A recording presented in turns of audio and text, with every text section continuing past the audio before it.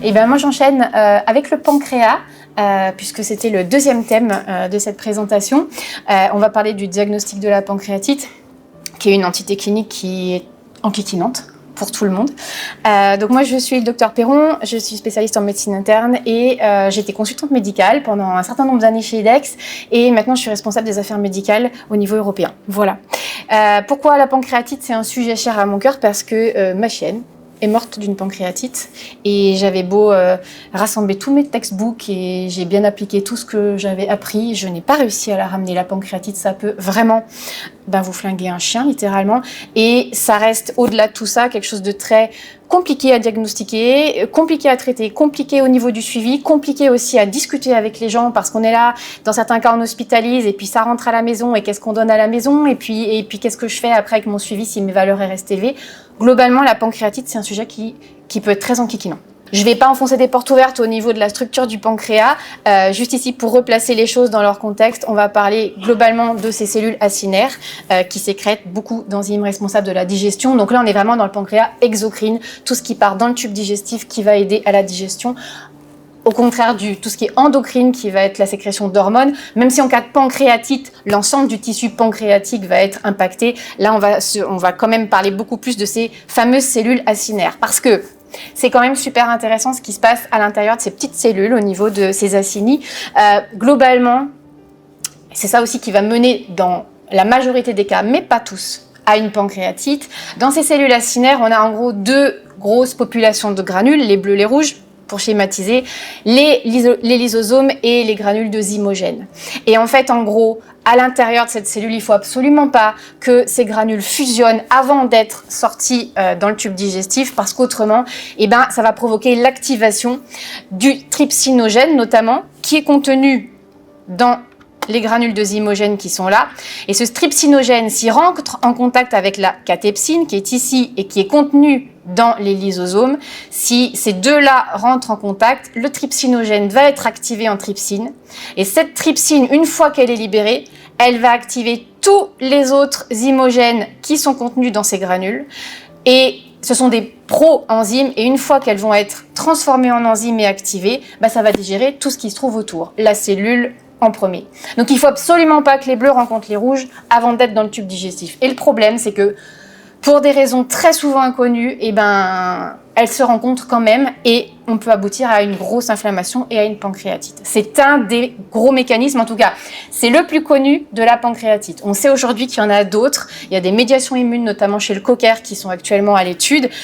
Celle-ci, c'est celle qu'on connaît le mieux. Mais au fur et à mesure qu'on va aussi apprendre à comprendre les autres voies d'activation de la pancréatite, on aura aussi d'autres voies de traitement. Et c'est ça qui est intéressant. Quelques chiffres, parce que finalement, c'est quand même super intéressant. Il y a une étude qui est sortie récemment. Récemment, ça commence à avoir quelques années. 200 chiens morts pour des causes diverses.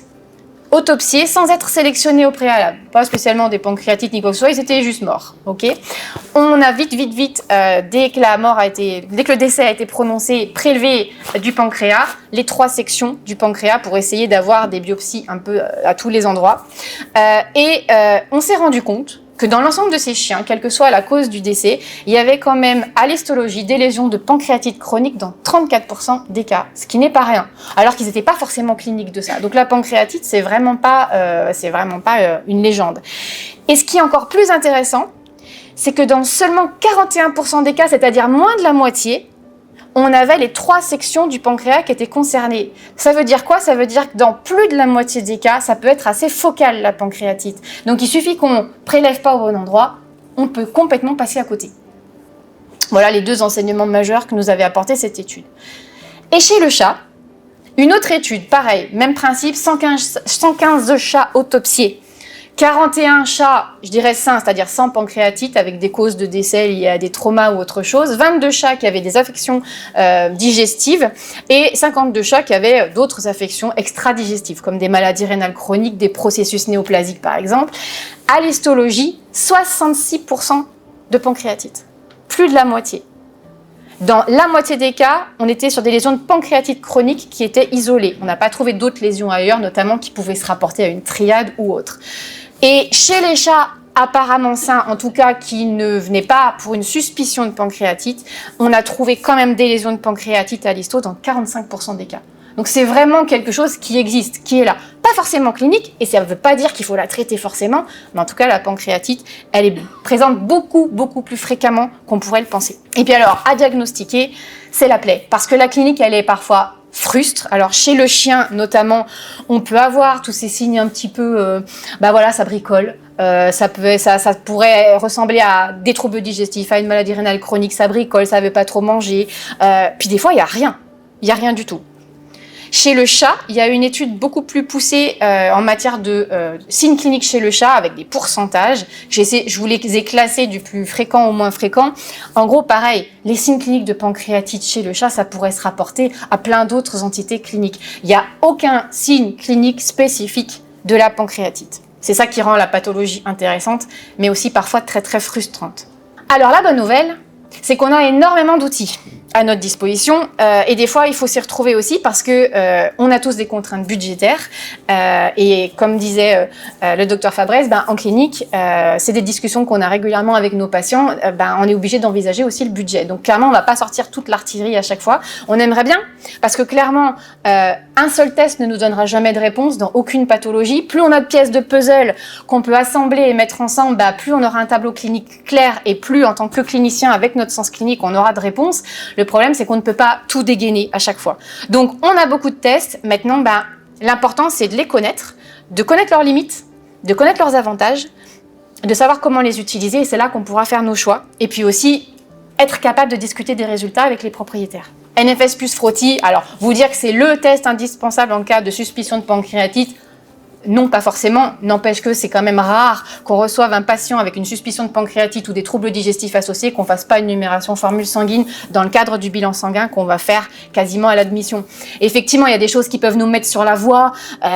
Même si effectivement, c'est pas parce qu'il a une leucocytose avec des PNN qu'on va dire ça doit être une pancréatite aiguë. Mais enfin, c'est quand même un faisceau d'indices qu'on va essayer de rassembler pour nous donner une réponse.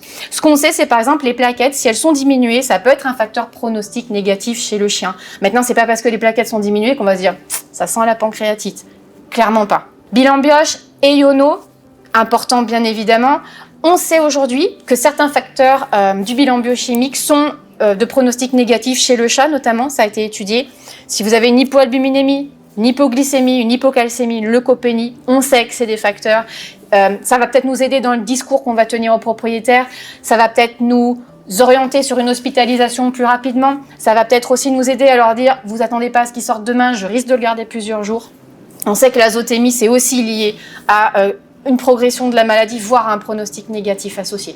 C'est des choses, c'est pas indispensable, mais ça va nous aider dans le discours et dans la prise en charge aussi si on hésite. Et il y avait un poster très intéressant à l'ECVIM en septembre dernier qui a été fait par une équipe, l'équipe de Cassandra Juarez, qui a évalué des marqueurs pronostiques chez quasiment 200 chiens hospitalisés qui étaient suspects de pancréatite aiguë. Et les non-survivants avaient des niveaux significativement plus élevés au niveau de la créate, de la bili, ça c'est pas tellement surprenant, mais un nouveau paramètre qui n'avait jusque-là jamais été étudié ni cité, c'était les pales. Alors voilà, c'est pareil, quand ils ont les pales élevées, on se dit pas tout de suite waouh, c'est la pancréatite, mais n'empêche que c'est peut-être un nouveau paramètre qu'on pourrait ajouter au panel des paramètres qui nous aident à faire une évaluation du pronostic dans le cadre des pancréatites aiguës en tout cas. Alors la lipase amylase qui sont dans les bilans je dirais de base, la amylase, la lipase historique qu'on a sur le VET test depuis des années, qu'on a sur le catalyse dans le bilan, les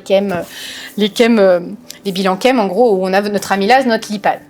Ce sont des tests d'activité, c'est-à-dire on va tester l'activité de la lipase qui est contenue dans l'échantillon, donc dans le sang du patient, sur un substrat, qui est le 1,2-diglycéride. Ok. Le problème, c'est que y a d'autres sources de lipase dans l'organisme et que ces lipases peuvent aussi agir sur ce substrat et que ces sources, elles sont pas forcément pancréatiques. C'est pour ça qu'on sait que ce sont des tests d'orientation, mais que l'intérêt est limité. C'est des marqueurs historiques qu'on a l'habitude de voir dans le bilan, mais on peut pas se baser sur ces marqueurs-là pour dire il y a une pancréatite. Clairement pas. Chez le chat, il y a peu, voire pas d'intérêt. Chez le chien, au niveau de l'amylase, assez peu d'intérêt honnêtement. La lipase, alors oui, si elle est augmentée 3 à 5 fois par rapport à la limite supérieure de la normale, avec un chien qui a une créatinémie dans les valeurs usuelles. Parce que un animal qui a une maladie rénale va avoir tendance à mal éliminer sa lipase et à l'accumuler. Donc, on se méfie de ça. On sait que la sensibilité et la spécificité demeurent néanmoins assez faibles. Il y a des faux positifs, il y a des faux négatifs. En bref, on ne se fie pas à la lipase du bilan global pour se dire « Oh là là, ça sent la pancréatite ». Ok. Et l'écho, parce qu'il y a beaucoup de gens qui nous disent « Oh là là, mais c'est bizarre, tous mes tests ils sont normaux, mais pourtant à l'écho, j'avais une pancréatite ».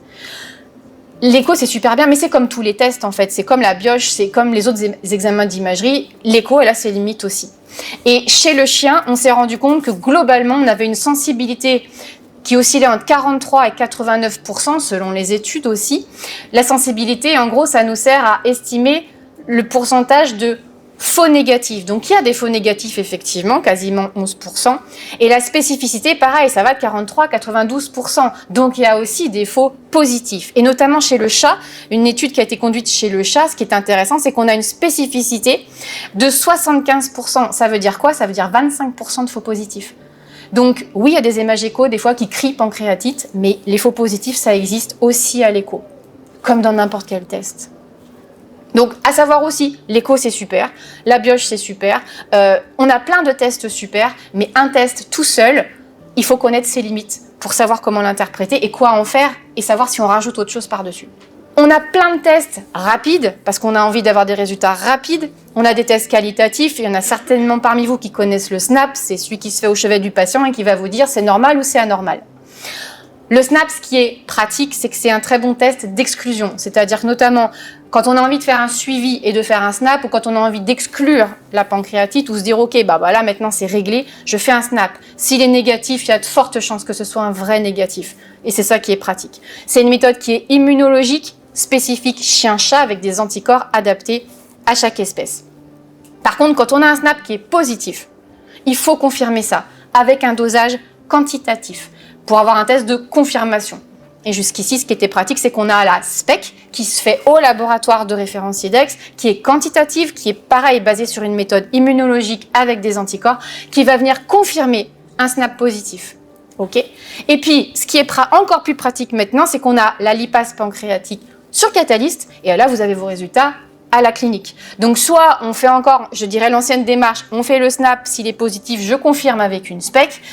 Et puis, si on a le Catalyst et la lipase, on fait directement un Catalyst et vous aurez une valeur quantitative au chevet du patient 10 minutes. La SPEC, comme j'ai dit, elle se fait au laboratoire de REF, c'est le test de confirmation. La lipase sur Catalyst, elle est quantitative aussi. Vous pouvez le faire sur sérum, sur plasma, sur sang total dans les cupules.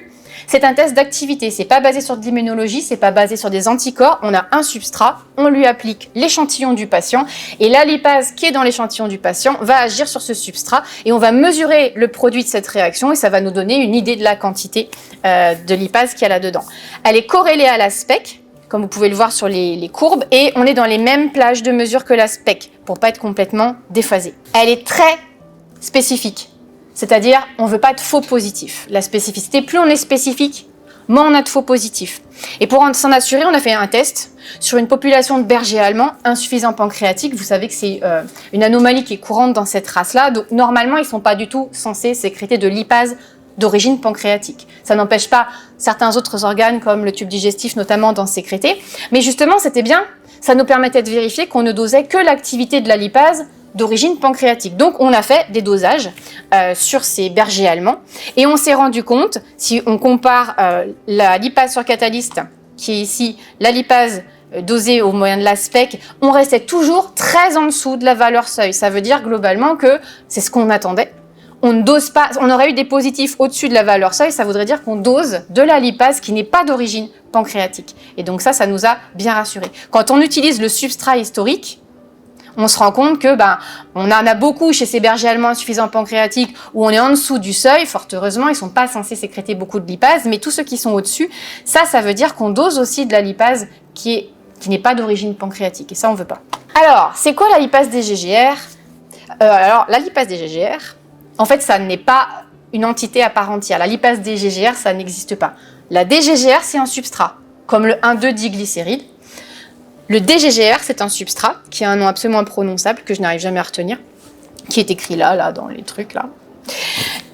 Il fait partie de tous les tests d'activité. On va mettre la lipase qui est dans l'échantillon du patient au contact de ce substrat, on va mesurer le produit de cette réaction, ça va nous donner une idée de l'activité de la lipase et donc de la quantité de lipase qui est présente. Un substrat, tout dépend de ce qu'on en fait. Tout dépend de la méthode qu'on lui applique. Tout dépend comment on fait agir la lipase qui est présente dans l'échantillon du patient sur ce substrat. Est-ce qu'on fait de la chimie sèche, de la chimie liquide? À quel pH on agit? Avec combien d'étapes et dans quel ordre, à quelle température. Le but, en fait, quand on fait agir l'échantillon du patient sur un substrat, c'est de reproduire le plus fidèlement possible ce qui se passe dans l'organisme chez le patient. Et ce qui est bien avec la lipase pancréatique surcatalyste, c'est qu'on a réussi, en utilisant ce substrat et la chimie sèche, à créer plusieurs couches au sein de la plaquette qui fait qu'on est sûr que l'échantillon du patient, il va passer dans un certain ordre, à un certain pH et à une certaine température à travers les différentes couches de la réaction et qu'on va mimer au mieux ce qui se passe réellement chez un chien ou chez un chat, en tout cas en médecine vétérinaire. Parce qu'énormément de tests qui sont basés sur le substrat DGGR sont des dérivés de ce qui se passe en médecine humaine et des tests d'humaines qui ne sont pas basés ni sur le même pH ni sur la même température. Donc là au moins on est sûr qu'on est vraiment conçu pour le chien et le chat. Et c'est d'ailleurs pour ça qu'on arrive à être aussi spécifique. La TLI pour tout ce qui est pancréatite, non. On a essayé, c'est pas spécifique. Elle peut être augmentée pour plein d'autres raisons. C'est un marqueur d'insuffisance pancréatique. Si elle est basse, c'est très probable qu'on a une insuffisance pancréatique. Mais si elle est élevée, ça ne signe pas une pancréatite. Donc clairement, la TLI pour diagnostiquer une pancréatite, pas bon outil. CRP, protéine de l'inflammation, marqueur de l'inflammation, ça pourrait peut-être nous aider. Ça va pas nous dire c'est une pancréatite, mais qu'est-ce qu'elle fait cette fameuse CRP en cas de pancréatite? On pourrait raisonnablement se dire que tiens, ça pourrait être intéressant de la doser chez le chien, ça pourrait nous orienter, on n'est pas sûr, on voudrait savoir s'il y a de l'inflammation suffisamment importante pour faire augmenter la CRP. Alors oui, la CRP, elle a été étudiée dans les cas de chiens avec une pancréatite, et oui, ça pourrait être un outil pronostic. On s'est rendu compte qu'elle était plus élevée à J3 et à J4 chez les non-survivants. Donc de là à dire ça va nous aider dans le diagnostic de la pancréatite, peut-être pas. Par contre, pour ce qui est pronostic, ça peut avoir son importance, notamment quand on se dit ok, est-ce que je le sors d'hospice? Est-ce que je commence à dire aux gens que ça sent pas bon? Comment j'oriente mon discours? Oui, si on peut s'offrir le luxe de faire une CRP, faisons-la. Mais ça veut dire qu'on a la valeur à la base, parce que la faire, une fois qu'on a déjà hospitalisé le chien depuis 2-3 jours, si on n'a pas de valeur de base, c'est compliqué. Et chez le chat alors, on peut se dire la SAA, la sérum amyloïde A, qui est un peu l'équivalent de la CRP, pourquoi pas? Je vais vous en parler dans 2 secondes.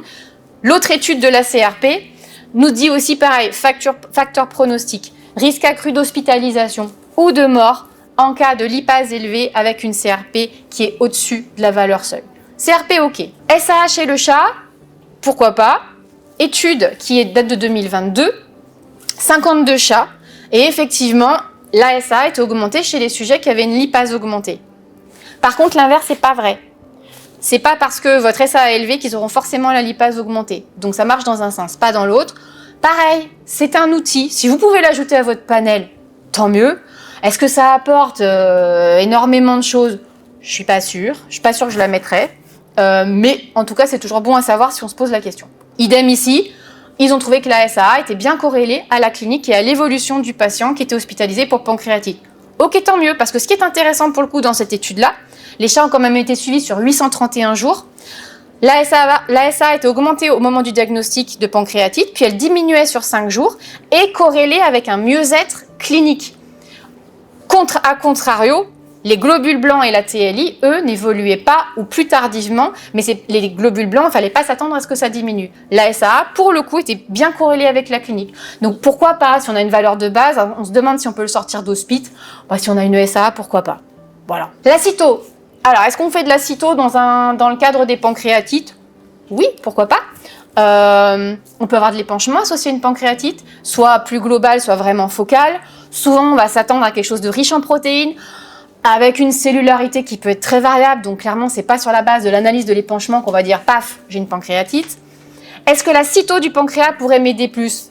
Oui, sans doute. On n'est pas beaucoup à se lancer dans la cyto du pancréas. Moi, la première, je le fais pas. Même si, effectivement, il apparaît que par rapport à l'histo, la cyto est très peu risquée, qu'elle se fait relativement facilement. Alors à condition de trouver le pancréas à l'écho, parce que moi perso, en bonne interniste que je suis, j'ai toujours eu un imageur avec moi, je suis une bille en écho, je suis juste incapable de voir un pancréas, à part vraiment s'il y a un abcès comme ça dessus.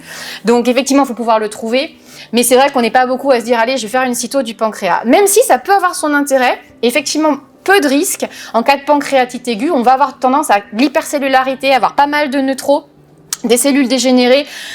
Dans la pancréatite chronique, c'est quand même un peu moins parlant, parce qu'en général, on est sur quelque chose de beaucoup moins actif. Et c'est diagnostique dans 67% des cas chez le chat, 73% des cas chez le chien. Intéressant, mais c'est vrai que on va peut-être pas se jeter là-dessus en premier test si on a un budget un peu serré et qu'il faut un peu examiner ça. À savoir que chez le chat, vous avez fréquemment des kystes au niveau du pancréas qui peuvent être infectieux ou non. Donc c'est pas parce que vous avez une formation kystique au niveau du pancréas de votre chat que c'est forcément un abcès, que c'est forcément quelque chose d'infectieux. Donc on se jette pas sur les antibiotiques. Idéalement, si on en a et qu'on les ponctionne, on fait une culture et un examen cytologique. Et surtout, un examen cytologique normal ne permettra jamais d'exclure une pancréatite qui peut être très focale. Okay. Et puis ça reste de la cyto. Donc c'est-à-dire que on a quelques cellules jetées sur une lame. C'est pas parce que c'est négatif et que notre chien il pue la pancréatite à 3 km que c'est pas ça, d'accord? L'histo, même si c'est le gold standard, voilà, pas conseillé. Franchement, la prise de biopsie, souvent, ça dégrade plus les choses qu'autre chose.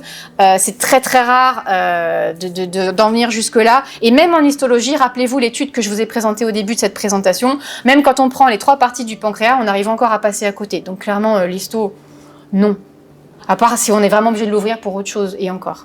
Un truc qui peut nous aider dans le diagnostic, c'est de se dire, ma pancréatite, c'est quand même assez fréquent qu'elle n'est pas là toute seule. Donc chez le chien, effectivement, on peut rechercher une péritonite concomitante, un diabète sucré, une hypothyroïdie, un hypercorticisme. Je vais vous expliquer effectivement qu'il y a une association qui a été démontrée avec la pancréatite et ses endocrinopathies.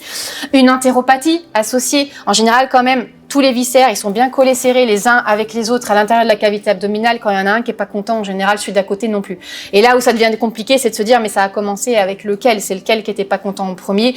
Et en général, on sait pas. Alors on se fait comme on peut. Et c'est pour ça que c'est compliqué. Effectivement, il a été démontré que la pancréatite peut être associée chez le chien à l'hypothyroïdie et à l'hypercorticisme.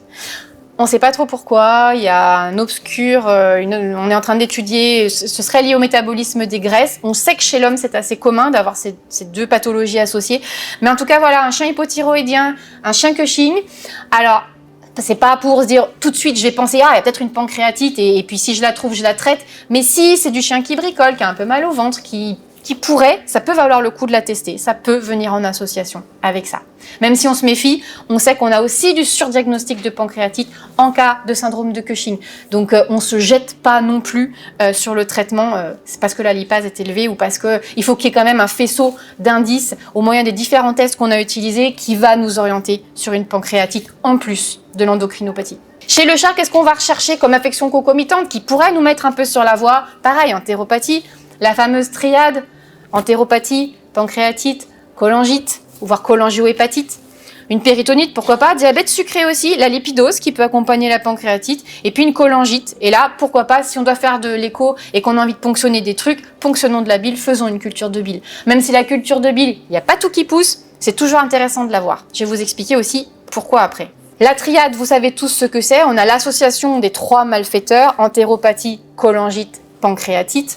On sait qu'il y a un rôle des germes digestifs. On sait que probablement il y a une histoire de translocation. Mais j'ai pas dit que les germes étaient responsables de la triade, ok? Donc l'antibiothérapie, c'est vraiment dans des cas assez particuliers dont on parlera un petit peu.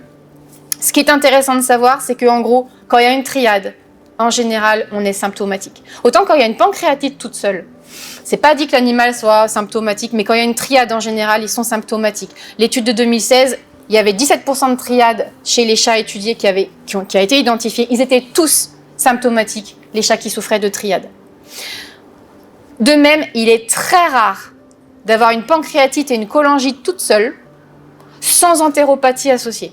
En général, l'entéropathie, elle est là, avec l'une ou l'autre des 2 entités, voire les 2. Mais c'est très rare qu'une pancréatite et une cholangite se promènent toutes seules. Et ce qui est sûr, c'est que chez les chats qui sont symptomatiques, en général, ils sont symptomatiques soit parce qu'ils ont une pancréatite toute seule, soit parce qu'il y a une triade. En tout cas, c'est ce qui a été démontré dans les dernières études. Et alors, la gestion médicale, c'est là, je ne pouvais pas ne pas en parler parce qu'il y a quand même des choses assez intéressantes qui arrivent. Je ne vais pas non plus révolutionner le traitement de la pancréatite. La fluido, quand on doit hospitaliser, oui, c'est toujours bien. Déjà, est-ce qu'on hospitalise? Est-ce qu'on n'hospitalise pas? Ça dépend de comment il est. Est-ce qu'il mange? Est-ce qu'il est douloureux? Est-ce que les gens se sentent de le gérer à la maison? Est-ce qu'il y a d'autres affections associées? Est-ce qu'il n'y en a pas? C'est que du cas particulier. Oui, si on hospitalise la fluido, déjà pour restaurer une perfusion, éventuellement une pression artérielle aussi, préserver les reins, parce qu'il n'est pas rare que les reins soient hypoperfusés dans ce cas-là et que ça parte en azotémie. Donc fluido, oui. Analgésie, je ne vais pas vous faire tout un cours sur l'analgésie, mais globalement, il va falloir miser sur un peu tout ce qu'on a selon le degré de douleur. Il y a même des cas aux US, aux ICU, où ils font des péridurales sur les pancréatites. Et il y a des chiens hospitalisés en ICU avec des péridurales pour gérer la douleur liée à la pancréatite. J'en ai jamais fait, je ne l'ai jamais vu faire, mais il y avait eu une présentation à l'ECVIM il y a 5 ans de ça, là-dessus, qui était super intéressante. Alors, je ne sais pas du tout comment ils tiennent leur péridurale, mais en tout cas, ça avait l'air de marcher plutôt bien. Après, n'oubliez pas, moi, ce que j'aime bien dans l'analgésie sur la pancréatite, c'est d'utiliser le maropitant, parce que non seulement ça a un effet antinauséeux, ce qui nous sert toujours dans ces cas-là, mais aussi ça a un gros effet d'analgésie viscérale. Donc, on peut faire d'une pierre deux coups. Et ça, c'est intéressant. Gestion des troubles digestifs, bien évidemment. Alimentation, orexigène. Autant chez le chien, ne pas nourrir trop gras, ça va aider, ça va pas trop fatiguer le pancréas. Autant chez le chat, on s'en fiche un peu de lui donner une alimentation pauvre en graisse. Le chat, il est beaucoup moins sensible au gras que le chien. Et puis, on va parler de quelques nouveautés qui sont intéressantes. Après avoir parler des choses un peu plus controversées dans la gestion. Là, on parle des cas où on est vraiment déjà parti assez loin au niveau de la pancréatite. Est-ce qu'on utilise du plasma? Il y a un effet colloïde. Je pense à des chiens qui sont complètement flappis au niveau pression artérielle. C'était le cas de ma chienne. Elle a eu une transfusion. Elle était totalement flasque. Quand elle a fait une pancréatite sur 24 heures qui s'est dégradée extrêmement rapidement. J'ai rien vu venir. J'avais une poupée de chiffon dans les doigts. Et là, à ce moment-là, on se dit, OK, là, il faut que j'essaie de sauver mon chien. Maintenant, le plasma et même les transfusions de façon générale, oui, c'est un effet colloïde. Ça va apporter des antiprotéases. Réellement, il n'y a pas de bénéfice réellement démontré à ce jour. On va surtout le préconiser en cas de coagulopathie, en cas de CIVD, parce que ça va apporter des facteurs de coagulation. Mais clairement, et puis c'est vraiment pas moi qui vais pouvoir vous dire que le bénéfice est démontré, étant donné que ma chaîne y est restée. Mais on peut l'envisager, oui, pourquoi pas. Mais c'est controversé. Colloïde, peu d'études.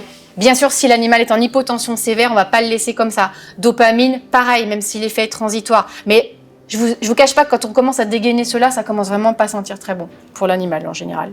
Antibio. Il n'y a pas de composante bactérienne de la pancréatite chez le chien. Ça, c'est une chose. Et même si, moi la première, quand j'hospitalise ou même quand je rends l'animal, j'ai très envie d'avoir des trucs à marquer sur mon ordonnance ou sur ma feuille d'hospite. Parce que sinon, j'ai vraiment l'impression des fois que je garde juste l'animal avec une perf et 2-3 analgésiques.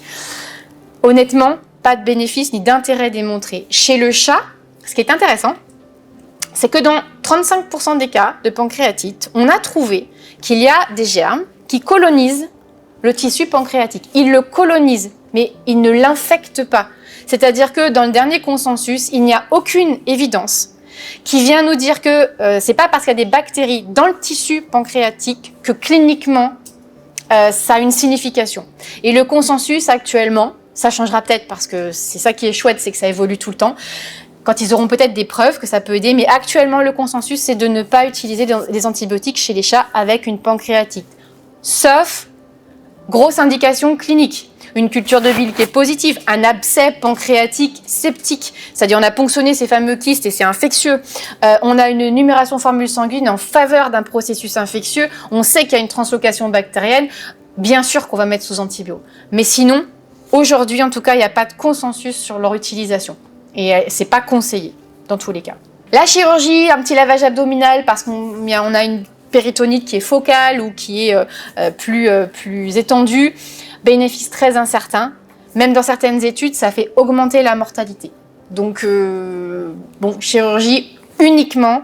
Les seuls cas que personnellement j'envoie en chir, c'est quand il y a un abcès pancréatique, septique ou une obstruction des voies biliaires où là de toute façon je vais devoir faire de la chirurgie. Mais sinon en général la chirurgie est plutôt délétère. Le pancréas qui est déjà super énervé, globalement le moins on le tripote, le mieux il se porte. Effectivement, il y a des cas où on n'a pas le choix. Mais ces cas-là, il faut vraiment bien les repérer et quand on les envoie en chir, prévenir aussi les gens que ça risque de mal se passer. Et alors, les anti-inflammatoires, alors les AINS, non. Déjà parce qu'on sait que les reins sont déjà souvent hypoperfusés, on va pas aggraver les choses de ce point de vue-là. Les corticos, alors, en pancréatite aiguë, c'est sûr que c'est rarement indiqué, sauf cas exceptionnel. Il y a aussi un risque non négligeable d'immunosuppression, on n'a pas besoin de ça par-dessus. Un gros chat sédentaire, obèse, âgé, en état prédiabétique, c'est pas non plus l'idée du siècle. Mais, si on lit le consensus, que je vous ai magnifiquement traduit, il n'y a pas de lien évident entre l'administration de glucocorticoïdes et le déclenchement d'une pancréatite chez le chien. On sait qu'ils peuvent même aider, parce qu'ils vont promouvoir la production de protéines protectrices, qui vont jouer un rôle dans le fait de calmer l'inflammation pancréatique. On sait aussi que si on est dans un cadre, comme disait Virginie, de chiens qui miment l'Addison parce qu'ils ont une maladie par ailleurs, une bonne grosse pancréatite associée à une entéropathie, le chien il est bien flappy, si on lui fait un test de stime à la CTH, c'est pas sûr que ça bondisse. Donc effectivement, on sait que les glucocorticoïdes, dans des cas comme ça peut aider un peu. On sait que dans une étude récente, il y avait un effet bénéfique des glucocorticoïdes dans le traitement de la pancréatite aiguë et ça a été montré chez l'homme et chez le chien. Par contre, chez les chats, il n'y a pas d'études chez le chat et la pancréatite aiguë. On sait aussi, souvent ces cas-là, ils ont une entéropathie inflammatoire chronique associée. À la limite, mettre des corticos, ce ne sera pas si pire. Maintenant, effectivement, quand on dégaine les corticos, c'est en général qu'on a essayé d'autres choses avant, qu'on est sur un truc bien chronique, un cas qu'on connaît bien. Il y a vraiment une justification à les utiliser. Mais c'est pas, oh là là, non, jamais, va des rétro satana. Ouais, il y a des cas où, effectivement, pourquoi pas. Et comme disait le mentor de ma résidence, Olivier Toulza, personne ne devrait jamais mourir sans avoir pris ses corticos. Et personnellement, je le respecte plutôt bien. La nouveauté qui est arrivée et qui vient d'arriver et qui va pas tarder à se répandre en tout cas, et c'est pour ça que je serai toujours preneuse de tous les retours que vous pourrez avoir dessus, parce que perso, j'ai pas encore eu l'occasion de l'utiliser. C'est le Panokel. La molécule, c'est le fusapladib qui a été approuvé déjà en amont aux US dans la pancréatite aiguë chez le chien. Pourtant, il n'y a rien chez le chat ou pas homologué sur la pancréatite chronique ou d'autres cas, mais cas de pancréatite aiguë chez le chien pour la gestion des signes cliniques. On ne parle pas des signes biologiques, on ne parle pas du suivi, on ne parle pas des autres tests qu'on pourrait faire, mais en termes de gestion des signes cliniques, c'est un médicament qui s'administre par voie IV, lente. Il faut vraiment prendre le temps pour faire son IV. Je vous ai mis la dose associée et ça s'administre une fois par jour pendant 3 jours. Et ça stoppe l'extravasation des PNN et leur arrivée dans le tissu pancréatique. Alors, je me suis demandé s'il y avait 2-3 études à se mettre sous la dent au niveau du fusapladib. Oui, Jörg Steiner en a fait une. Jörg Steiner, c'est vraiment monsieur pancréatite. 61 chiens, ça a été publié dans le JVIM en 2023. Il a fait bien tout comme il fallait, 3 jours de fusapladib une fois par jour. Et effectivement, il faisait des scores cliniques régulièrement. Effectivement, il y a une amélioration qui est significative du score clinique. Par contre, il ne faut pas s'attendre à ce que CRP, lipase et autres cytokines qui aient été dosées soient modifiées. Au niveau des facteurs biologiques, il n'y a pas forcément d'évolution aussi rapide. Par contre, effectivement, au niveau de la clinique, ça améliore l'animal. Et si on y réfléchit, tout ce qu'on veut, c'est que cliniquement, il aille mieux et qu'il sorte vite et qu'il rentre chez lui. Donc maintenant, il y a plein d'autres études qui vont voir le jour forcément sur l'affluence du fusapladib, sur la durée d'hospice, sur la survie, etc. Mais en tout cas, ce qui est sûr, c'est que ça a l'air effectivement d'avoir un effet vraiment bénéfique sur le score clinique de l'animal. Alors là où on flotte encore plus, c'est qu'est-ce qu'on fait des cas de pancréatite chronique qui nécessitent pas nécessairement d'être hospitalisés, mais du coup on les laisse repartir en disant il faudrait qu'il mange pas trop gras, puis s'il a un peu mal au ventre, tiens, je vais lui donner du Cerenia. C'est toujours un peu frustrant même pour les gens qui se disent en fait mon chien il repart, oui il a été hospitalisé un peu ou pas même, on se dit oui il bidouille mais il est pas dans un état qui justifie qu'on l'hospitalise. Et c'est toujours ces cas qui sont chiants où il faut être un peu le champion de la communication pour leur expliquer que il n'y a pas de médicament miracle pour traiter la pancréatite. Qu'est-ce qu'on leur donne à la maison pour qu'ils aient au moins des trucs à faire si jamais ça dérape un peu? Oui, il y a de l'analgésie qu'on peut donner à la maison. Gabapentine, tramadol, le fameux maropitant. Aliments, gras ou pas, ça dépend surtout si c'est un chien ou un chat. Si c'est un chien, oui, c'est pas la peine qu'il mange gras. autant aider le pancréas au maximum. Si c'est un chat, de l'hyperdigestible, ça ira très bien. De la myrtazapine, si on a des troubles de l'appétit, éventuellement de la vitamine B12, on l'a dosée au préalable, on complémente si elle est diminuée. En plus, elle a un rôle trophique sur le tube digestif, ça peut faire que du bien. Prénisolone sur les cas chroniques, pourquoi pas. Attention, gros chat, obèse, tout ça, bon, on va peut-être éviter de déclencher son diabète, mais effectivement, il n'y a pas de consensus, mais il y a des doses anti-inflammatoires, c'est quelque chose qui se réfléchit. Il y a des études en cours sur la cyclosporine, le chlorambucil, notamment chez le cocker, parce que les cockers, ils font des pancréatites à médiation immune.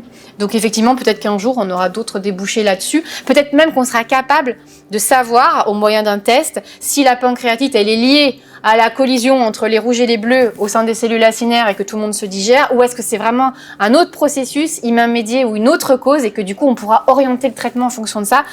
Malheureusement, nous sommes en 2025 et on n'en est pas là, mais ça viendra forcément.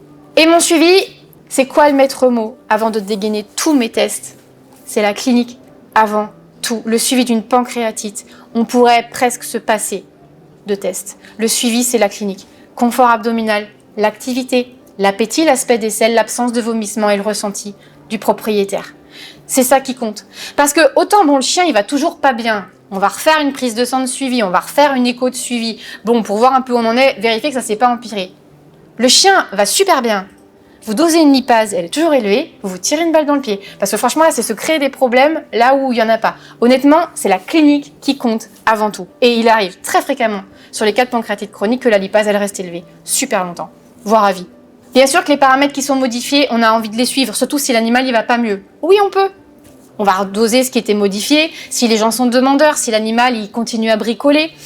La lipase dans le suivi, jamais toute seule, comme n'importe quel autre paramètre. Pas d'écho toute seule, pas de paramètres tout seul. Rappelez-vous le SNAP, pour ceux qui en ont encore, très bon test d'exclusion. Donc oui, ça peut être sympa en suivi pour se dire « Ok, je m'en suis débarrassé ». Ça peut permettre de confirmer la résolution clinique et ou biologique. La lipase spécifique et le suivi de la pancréatite aiguë. On sait que quand c'est aigu, on s'attend à ce que la lipase diminue rapidement. Maintenant, c'est pas dit qu'elle repasse en dessous du seuil de la normalité. Par contre, on peut s'attendre à une cinétique qui va dans le sens de la descente.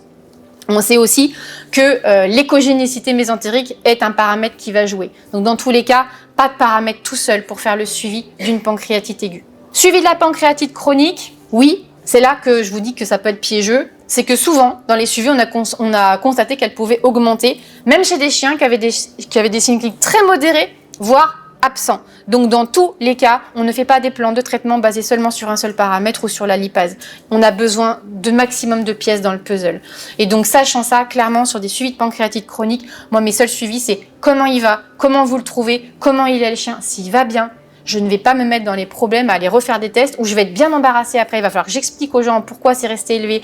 Et honnêtement, on se crée des problèmes, vu que l'important, étant donné qu'en plus on n'a pas de traitement spécifique qu'on puisse donner qui va calmer l'inflammation pancréatique, autant se baser sur la clinique. Peut-être qu'un jour, on aura vraiment des tests et des traitements vraiment dirigés contre la cause. Et dans ces cas-là, le suivi, ça va changer aussi. Mais actuellement, tout ce qu'on veut, c'est que le chien, il mange, il boive, il ait sa vie de chien, il est pas mal au ventre et que les gens soient contents.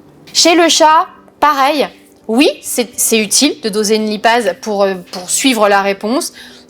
Mais pareil, jamais tout seul. On suit les signes cliniques, on suit les autres variables. Dans tous les cas, la même chose. Ça ne devrait pas être utilisé tout seul pour évaluer une rémission clinique dans tous les cas. C'est la clinique avant tout. Ce que je vous disais, ne pas chercher la résolution biologique à tout prix. La corrélation avec les signes cliniques, elle est très variable et ne pas perdre de vue non plus que dans certains cas, la pancréatite, elle est devenue chronique. On a pu faire plusieurs épisodes aigus, on a abouti à un truc chronique. Après, c'est comme les reins, on peut avoir du chronique avec des poussées aiguës sur du chronique. Et dans certains cas, la fibrose pancréatique, elle est telle que la lipase, de toute façon, elle est dans les valeurs usuelles parce qu'il y a tellement peu de cellules pancréatiques, je dirais, fonctionnelles, un peu comme sur les foies qui sont vraiment complètement cirrhotiques ou très abîmés, vous allez avoir les enzymes hépatiques qui sont normales, mais juste parce qu'il y a plus suffisamment de cellules actives pour que ça les fasse monter. Donc c'est pareil, on peut avoir des cas de pancréatite chronique où vous allez avoir une lipase qui est totalement dans les VU, juste parce qu'il n'y a pas assez de cellules pancréatiques qui ne sont pas atrophiées. Vous avez plein d'outils. C'est effectivement bon d'essayer de les connaître et de connaître leurs limites à chacun. Un seul outil ne sera jamais suffisant. C'est un puzzle à assembler et Le seul lien entre tous ces outils, c'est vous, c'est le clinicien, c'est votre sens clinique, c'est votre écoute de l'animal. Le sens clinique, on le remplacera fort heureusement jamais. Et il y a de nouveaux traitements qui arrivent, il y a de nouvelles études en cours pour essayer de démêler un petit peu comment une pancréatite ça peut survenir. Basé là-dessus, on aura bientôt d'autres traitements efficaces aussi, j'espère, et puis peut-être d'autres tests associés à ces mécanismes. Donc, on perd pas courage.